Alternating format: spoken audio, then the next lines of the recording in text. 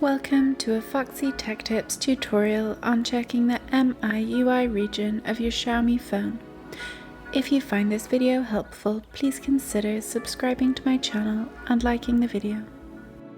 Finding out whether your ROM version is global, Chinese or anything else is easy. Start by opening the Settings app.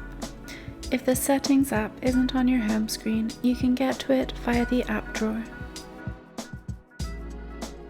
In Settings, tap About Phone. On the About page, scroll down and you'll see the MIUI version.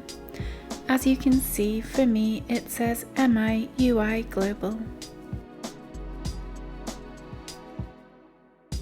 And that draws an end to this tutorial. Please like the video if you found it helpful, and subscribe to Foxy Tech Tips for more Xiaomi and MIUI tips and tricks.